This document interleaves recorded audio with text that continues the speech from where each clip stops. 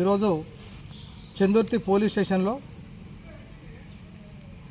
Case ఉన్నదని మా ఇంటి నుండి చందుర్తి పోలీసు వాళ్ళు పట్టుకురావడం జరిగింది చందుర్తి స్టేషన్కు.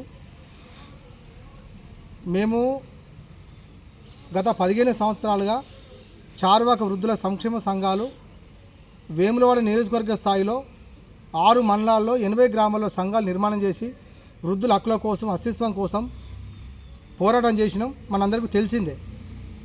రకరకాల వృద్ధుల సమస్య పరిష్కారం చేసుకుంటూ ఒక సామాజిక సేవా కార్యక్రమం చేస్తూ 20,000 మంది వృద్ధుల అస్తిత్వానికి ప్రతీకగా గత ఎమ్మెల్యే చెన్నమనేని రమేష్ బాబు గారు 5 ఎకరాల భూమి లింగంపేట గ్రామంలో కేటాయించడం జరిగింది. ఆ యొక్క భూమికి పట్ట ఇవ్వడం జరిగింది పబ్లిక్గా. ఆ తర్వాత గ్రామ పంచాయతీ పర్మిషన్తో అక్కడ ఒక కార్యాలయం కట్టుకున్నాం, ఒక మీటింగ్లు కట్టుకున్నాం, ఒక 2 ఎకరాలు వ్యవసాయం చేసుకుంటూ దాని నుంచి వచ్చే నిధులు సంఘానికి వాడుకుంటూ ఆ యొక్క వృద్ధుల సమస్యల హక్కుల కోసం సభలు సమావేశాలు పెట్టుకుంటూ హెల్ప్ లైన్ ద్వారా వృద్ధుల సమస్య పరిష్కారం చేసుకుంటూ కుటుంబ కలహాలు ఏవి ఉన్న సమస్య పరిష్కారం చేసుకుంటూ ఒక సామాజిక సేవా కార్యక్రమం చేసుకుంటూ వెళ్తూ ఉన్నాం.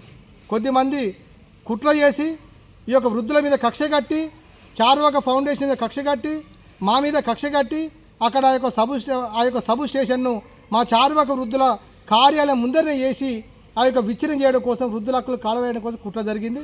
ఆ విషయంలో గౌరవ ఎమ్మెల్యే గారిని పలుమార్లు మా వృద్ధులు వెళ్ళి కలిసిర్రు. ఆయన చెప్తే వినకుండా అక్కడిని ముగ్గు వస్తే నిరాదీక్ష చేసినాం. నిరాదీక్ష చేసి ఎంఆర్ఓ గారు వచ్చి హామీ ఇచ్చి మీ భూములకు రాము, మీ భూమి మీకే ఉంటుందని చెప్పి హామీ ఇచ్చినా మళ్ళీ తిరిగి ఆ యొక్క హామీని తుంగలు దొక్కి మా భూమిలోకి వచ్చి అక్రమంగా సబ్ స్టేషన్ నిర్మాణం చేస్తూ ఉన్నారు.